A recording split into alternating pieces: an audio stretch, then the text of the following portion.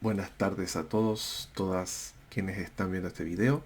Soy Garitano y soy su amigo del canal de Garitano, en el cual en esta oportunidad voy a hacer un pequeño video explicativo referente a una encuesta que hice, en la cual ganó que hiciera este video y también formato podcast.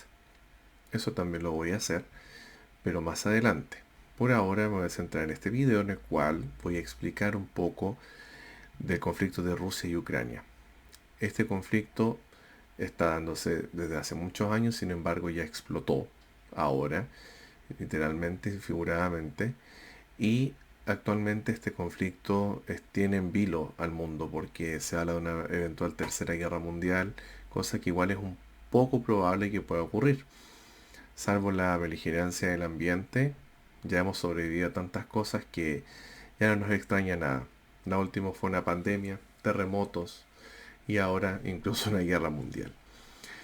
Sin más, antes de continuar, quisiera decir de que yo no soy analista internacional, tampoco soy ciencista político, sin embargo, sí soy una persona que se informa, que lee.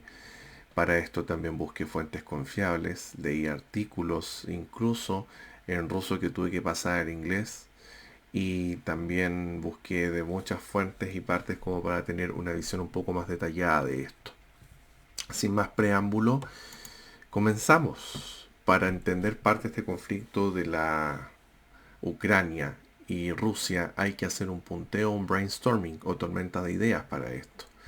Ya, esto fue tomado de distintas fuentes y fue como un resumen que yo hice a partir de todo esto que fuimos tomando. ¿Quién diría, irónicamente, que el conflicto bélico más fuerte después de la Segunda Guerra Mundial en Occidente sería entre un agente o ex agente, perdón, de la KGB y un ex actor y comediante que ahora es presidente de un país que se encuentra desarmado, proyectando una imagen al mundo de garra y valentía ante la defensa de su territorio nacional? Curioso. La imagen de Rusia y de Ucrania, el mundo la define como los buenos y los malos, según cómo se vea. Pero antes de emitir cualquier juicio de valor, es importante saber algunas cosas previas al conflicto en cuestión y que cada quien después saque sus propias conclusiones. Partiendo por la OTAN. La OTAN, es también conocido como la Organización de Tratado del Atlántico Norte, es un organismo post-Segunda Guerra Mundial, que se encarga del orden y de la seguridad en Europa. Fue creado por Estados Unidos, Canadá, que son los únicos dos países fuera del continente europeo que son miembros de la OTAN, junto con principales países potencias europeas, postguerra, Francia, Italia, Reino Unido, Países Bajos, por mencionar algunos, que en un principio eran 12 y actualmente comprende aproximadamente 30 países integrantes, siendo anexados varios países que suscribieron el Pacto de Varsovia, creado por la Unión Soviética, también en respuesta a la creación de la OTAN, la cual fue excluida la Unión Soviética en su momento. Y este Pacto de Varsovia lo creó la Unión Soviética con países que en ese entonces eran de tendencias izquierdistas o comunistas más bien dicho. Y este pacto comprendía estos países que luego después, transcurrido el tiempo, cambiaron su tendencia política o económica por algún motivo durante la etapa de Guerra Fría y finalmente terminaron siendo del bando contrario, si se podría decir de alguna manera. Entre estos países que alguna vez tuvieron una tendencia comunista, se encuentra Polonia y República Checa, y ex países de la ex Unión Soviética como Estonia, Letonia y Lituania, que pertenecen a la OTAN actualmente. Ucrania no es parte de la OTAN, no es ni país ni es miembro, pero tiene interés en ser parte desde hace bastantes años, lo que no ha sido bien visto por Putin y Rusia, bueno, particularmente por Putin. La OTAN ha dicho como organismo de que Rusia no va a entrar porque no se llevan. Y además que Ucrania no reúne los requisitos para ser parte. Eso lo dijo el secretario general. Como Ucrania no es parte de la OTAN, esta no tiene obligación de intervenir de manera armada contra Rusia en este conflicto.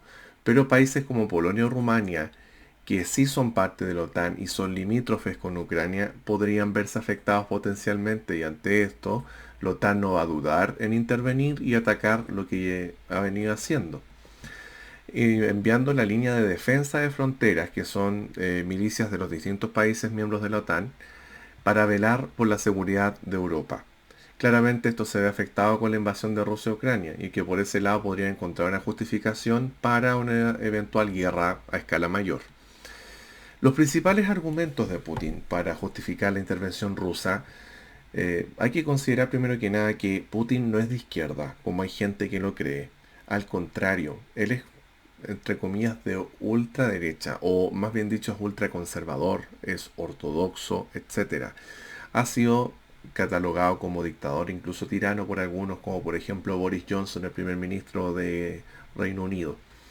Y los argumentos de Putin para justificar la intervención rusa son principalmente: uno, la protección de los ciudadanos rusos en la frontera con Ucrania ante los ataques de paramilitares neonazis ucranianos que son parte del ejército paramilitar en la región del Donbass.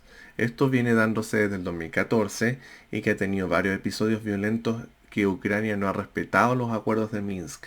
Esto es porque la milicia paramilitar que hay en Ucrania es de carácter neonazi y ha cometido varios crímenes contra los propios ucranianos y también contra ciudadanos rusos. La anexión de Ucrania a Rusia post-Guerra Fría es un argumento particular porque Putin apeló al sentimentalismo y nacionalismo ante las sanciones de la naciente Rusia post caída de la Unión Soviética, afirmando que Ucrania debe volver a Rusia porque, según sus palabras, la Ucrania moderna fue creada por la Rusia bolchevique y que siempre ha sido uno. Un discurso y una táctica similar a la que tuvo Hitler con Alemania, aprovechando las sanciones post Primera Guerra Mundial y los territorios que se perdieron de eso. Además, el presidente actual de Ucrania no es prorruso, por lo que porque se vería un eventual conflicto de intereses políticos, económicos y sociales ante la oposición de sus ideas. No le lleva el amén a Putin en este caso. La ruptura de los acuerdos de Minsk, que ponían un alto en fuego entre ambas naciones, aunque este punto se presenta para ambas partes, ya que tanto Rusia como Ucrania faltaron a esto.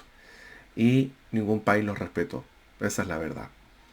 El reconocimiento de los estados independientes del este de Ucrania, Donetsk y Luhansk, por parte de Rusia y sus aliados, que sigan el mismo camino de Crimea. Porque, después lo voy a graficar un poco mejor, estos estados se independizaron de Ucrania y buscaron el reconocimiento en Rusia. Porque como saben que Ucrania y Rusia siempre han tenido una relación un poco tirante, ahí está el argumento. Uno lo reconoció, pero el otro sí, en este caso Rusia lo reconoció.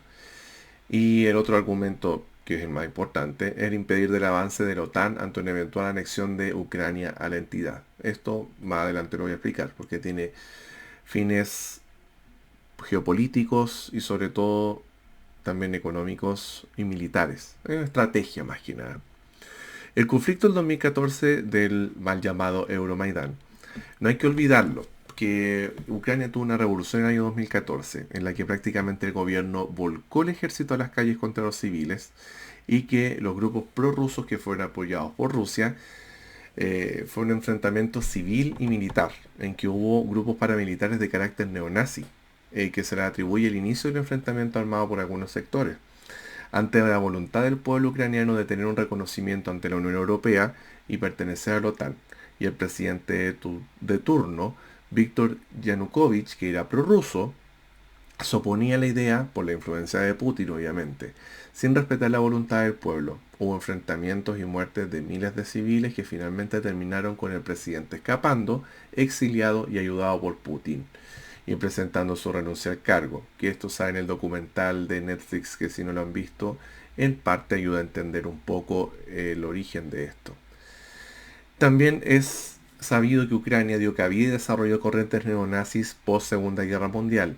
De este argumento es que se cuelga Putin. Y el principal grupo paramilitar neonazi ucraniano es el batallón Azov. Este batallón se encarga de reclutar jóvenes como milicianos, y este grupo tiene tanto poder, que también tiene poder o ha llegado a la política del país, y que también tiene representantes en el gobierno e incluso tiene una guardia propia, la cual, según Putin, nunca les pusieron un alto. El gobierno ucraniano sabía la existencia de esto, pero también hizo oído sordo a este asunto. o más bien dicho, lo ignoró, o bien lo apoyó. Eso en realidad, por lo menos desde aquí a Occidente, un poco difícil saberlo. Ucrania desde el conflicto del Donbass le ha declarado un conflicto interno armado grande a los grupos separatistas, prohibiendo el idioma ruso, prohibiendo las manifestaciones de cualquier tipo. Partió con Crimea, es una isla ubicada al sur de Ucrania, que mediante un referéndum público del 97% de aprobación decidió separarse del país, en este caso de Ucrania, y ser anexada a Rusia desde 2014, siendo esto rechazado y desconocido por la OTAN y la Unión Europea. Actualmente, con Luhansk y Donetsk, que se encuentran al este del país y son limítrofes con Rusia, se ha separado el país, se separaron de hecho de Ucrania y pidieron reconocimiento como terrenos independientes de Ucrania, cosa que no se la otorgó ni la OTAN ni la Unión Europea. Y buscaban apoyo entonces en Rusia para su reconocimiento, siendo con Bielorrusia los únicos países que han reconocido estos terrenos como independientes hasta ahora. Entonces, como para redondear, tanto Donetsk como Luhansk pidieron ayuda a Ucrania, no se la dieron, entonces se fueron al bando contrario, se fueron a Rusia y ellos sí le dieron el reconocimiento que estos pueblos independentistas o separatistas, como le quieren llamar, estaban solicitando. Los líderes ucranianos y prorrusos, otra idea.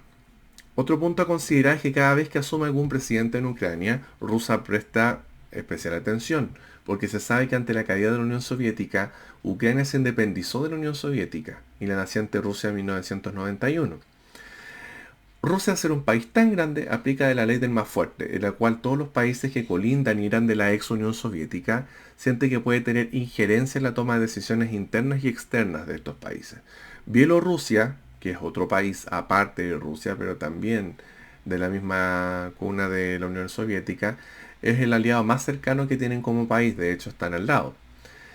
Y las decisiones del Ejecutivo pasan por aprobación de Rusia y la injerencia político-económica de Putin, siendo ambos países en teoría independientes, pero entre comillas independientes porque igual al final Putin toma las decisiones en el Kremlin, que es el gobierno ruso, pero también ingiere o interfiere en las decisiones que puedan tomar los prorrusos, que son presidentes o gobiernos que se identifican con Putin. Además de eso, como Bielorrusia es el aliado más cercano que tiene el país, también hay otros países que salieron de la Unión Soviética y el principal perjudicado, por ejemplo, estos países es Georgia, que es un país pequeño, que también aisló Rusia porque no eran prorrusos, así de simple. Y los tienen casi en el exilio, poco menos. Y la misma suerte que está corriendo Ucrania actualmente. Sin embargo, en el caso de Ucrania es distinto, porque depende mucho de la corriente política del presidente de turno. ¿A qué me refiero con esto? Que hay presidentes que han sido prorrusos, es decir, que aceptan la injerencia de Putin y Rusia en la toma de posturas político-económicas sin independencia, y además ven a Rusia como un aliado, lo que se contrapone con el espíritu independentista que tiene el pueblo ucraniano y que quedó manifestado con el Euromaidán del 2014, así como también hay presidentes que han sido contrarios a la idea prorrusa y que han hecho esfuerzos por incorporarse, o incorporar a Ucrania, más bien dicho, a la OTAN y a la Unión Europea, cosa que por un lado les traería tremendos beneficios económicos, políticos y sociales, y que atentarían contra la estrategia rusa que tiene especial interés en que Ucrania no integre estas entidades por diversos motivos, que los paso a graficar rápidamente. Ucrania actualmente cobra un impuesto de los gasoductos de Gazprom, que es la compañía de gas más grande de Rusia y que abastece un 37% del total de todo el gas a toda Europa. Estos gasoductos pasan necesariamente por territorio ucraniano, llegando al resto de Europa. Y también este impuesto pertenece, es como el 8% aproximadamente, del 4 al 8% del PIB o Producto Interno Bruto de toda Ucrania, lo que sacan a partir del hecho de que pase el gas por el país, lo que no es una cifra menor. No consideramos como gasoductos que fueron hechos hacia Alemania, que también existen, el Nord Stream 2, como alternativa porque no están actualmente operativos. Porque Alemania se avivó y también hizo unos gasoductos directos desde Rusia para no pasar por Ucrania y así ellos que tuvieran el control del gas y así poder después distribuirlo por el resto de Europa, pero al final hubo mucha oposición y el canciller alemán actual no aprobó al final eso y eso quedó parado, esas obras de esos gasoductos. El otro argumento es que si Ucrania es miembro de la OTAN y de la Unión Europea, sería perjudicial para Rusia en el sentido de que ante un eventual ataque armado, sabe que militarmente un ataque desde el centro de Europa y más aún desde el lado Ucrania prestando su territorio para el ataque de los miembros de la OTAN puede ser letal para Rusia. Pues en palabras de Putin, la anexión de Ucrania a la OTAN atenta contra la seguridad nacional rusa. Además que la Unión Soviética tenía en la Guerra Fría los llamados países enlace, que eran los que permitían aumentar su poderío militar, económico e ideológico en Europa del Este. Sin embargo, estos países en la actualidad son miembros de la OTAN, por lo que no puede recuperar la confianza ni relaciones en los mismos. Me refiero principalmente a Polonia, Bulgaria, Hungría y Rumania. Además, como último argumento, Rusia no quiere seguir perdiendo el poder en el este de Europa, y los países que componen su principal eje es militar para eventuales ataques enemigos, principalmente de los países de la OTAN. Ucrania es considerada como la madre de los países de Europa del Este, por su cantidad de población y extensión territorial, además del punto estratégico en el cual está ubicado para las pretensiones de Rusia ante un eventual ataque terrestre por parte de las potencias europeas que entrarían obviamente por territorio ucraniano, si en la eventualidad se diera que Ucrania entraría a la OTAN o prestara el territorio para eso. Las advertencias de ataque. Las advertencias de ataque, en otra arista, Putin venía hace rato advirtiendo de que quería desmilitarizar Ucrania y acabar con el nazismo o el neonazismo. Por lo que, aunque por descabellado que pueda ser el discurso, es lo que está haciendo actualmente. Esto era sabido tanto por la OTAN como por la Unión Europea y prestaban oídos sordos a las advertencias previas, por lo que ahora han sido llevadas a cabo y están expectantes a lo que vaya a suceder. Si alguno de los países miembros se ve afectado directa o indirectamente bajo la lógica, te metes con uno, te metes con todos. No voy a defender obviamente la postura de Putin, pero es verdad que él venía hace rato anunciando de que iba a intervenir Ucrania y tanto la OTAN como la Unión Europea lo sabían, pero se hicieron los desentendidos hasta que vieron que efectivamente entró y atacó y ahora están preocupados, claramente. Como breves consecuencias de los ataques rusos que han ocurrido a Ucrania en estos últimos días, más bien dicho, los ataques en su mayoría han sido a bases militares ucranianas, que ahora están pasando también a ser a sectores residenciales. La respuesta de la OTAN y de la Unión Europea, incluyendo Estados Unidos, ha sido principalmente mediante sanciones y bloqueos económicos a Rusia, cerrándole las puertas a todo el círculo cercano de Putin y también eliminando el sistema SWIFT bancario de interconexión global a los 4 bancos rusos más importantes del país y de Europa. Y el sistema SWIFT bancario es el que ayuda también a hacer transferencias internacionales, disponer de activos en otros países, etc. Y esto ya se lo cortaron de raíz a Rusia. Además de congelamiento de activos en el extranjero que pueda tener Putin o su círculo cercano, es decir, sus primeros ministros o ministros de sus distintos ministros y círculo de confianza de Putin, si tenían activo en el extranjero, estos se van absolutamente congelados como sanciones económicas, parte de lo que también dijo Biden hace algunos días atrás y también en representación de la OTAN. Sin embargo, todas estas medidas no han frenado el conflicto ni han cambiado la postura de Putin, endureciendo aún más su discurso y pensando en represalias que ya escapan de cualquier argumento que haya podido dar para justificar la invasión a Ucrania. Porque si hay más países que se unen en ayuda a Ucrania, como amenazó abiertamente a Suecia y a Finlandia, por ejemplo, puede estallar la guerra en cualquier momento, una guerra más grande me refiero. Ante la pregunta, ¿vendrá la Tercera Guerra Mundial? Es difícil responder porque siempre y más aún ahora habrá un margen de probabilidades de que se declare. Sin embargo, a pesar del ambiente beligerante que puede haber hoy en día, hay motivos por los cuales sería inviable una Tercera Guerra Mundial, que lo resumí principalmente en dos, pueden ser más obviamente, pero esto lo saqué como una pequeña sintetización. 1. El sistema mundial está tan interconectado que hará que Rusia a mediano o largo plazo caiga.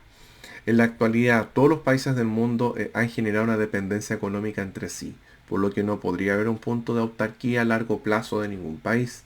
Si bien Rusia es potencia económica y mundial, cuenta con un gran aliado que es China, y que en estos momentos no ha intervenido más allá en este conflicto, que si bien puede ser un gran aliado, va a cerrar todas las puertas a la economía de los países de Occidente y bloqueos de todo tipo al país ruso, por lo que a mediano o largo plazo no podría sustentarse económicamente el país, en este caso Rusia, teniendo que agotar todas sus arcas fiscales, por lo que sería un disparo a los pies de Rusia el declarar abiertamente la guerra y atacar y ser atacado, porque al final se le están cerrando las puertas por todos los frentes. Y el segundo y más importante es que la Tercera Guerra Mundial sería de carácter nuclear y significaría una destrucción total. Se sabe de que si hay una Tercera Guerra Mundial, porque se ha dicho y muchos líderes que tienen un gran poder de armas nucleares lo han manifestado, se ha dicho de que quien inicie la guerra la va a responder y amenazándose con armas nucleares. El tema es que las armas nucleares van a permitir ataques a distancia y por otro lado son dirigidos a personas y a lugares específicos que van a terminar con destrucciones masivas de pueblos, de ciudades y de personas. No solamente también del enemigo, sino que también se van a autodestruir. Porque por un lado el que ataca va a iniciar el ataque, o el que más bien dicho llama a guerra va a iniciar el ataque, y el que responde también lo va a responder, y ambos se van a terminar atacando y destruyendo con armas nucleares que tienen un poder más letal y más amplio en ese sentido. Entonces podrían salir completamente destruidos tanto quien inicia la guerra como quien responde al ataque y la guerra. Porque el poder y el alcance nuclear terminaría por acabar con todo el planeta y hasta con la propia humanidad. Solo que alguien que anteponga sus intereses sin medir consecuencias, le interesaría destruir y destruirse. O alguien que bien tenga tanto nivel de interés que sobreponga cualquier cosa con tal de lograr su objetivo. Esos serían como los dos principales argumentos, cosa que obviamente pueden haber muchos más, pero estos argumentos hay que considerar de que son una pequeña síntesis sacada de distintas partes. Como una reflexión final, independiente de cómo hayan sido las cosas, nada justifica una guerra, tampoco las consecuencias que éstas traen para quienes las viven y las sufren. Las secuelas y los recuerdos van a ser imborrables para las personas que se encuentran en manera directa viviendo y viendo esto. Tampoco la pérdida de vida se justifica con nada, ni civiles ni militares. Esperemos que haya una solución pacífica y que el conflicto termine por una buena vía. Al final las guerras no gana nadie, porque las vidas perdidas son invaluables y las huellas y cicatrices que dejan para mal son incurables. Esto ha sido el resumen, espero que les haya quedado un poquito más claro todo lo que ha ido sucediendo. Les mando un abrazo muy grande y esto fue basado o sacado de distintas fuentes, además de opiniones personales, y también porque me he ido instruyendo, leyendo y averiguando muchas cosas. No soy para nada historiador, aunque me encanta la historia y me gusta mucho leerla y estudiarla. Tampoco soy analista internacional, pero sí lo digo como desde el punto de vista de una persona que se informó. Espero que estén muy bien. Saludos.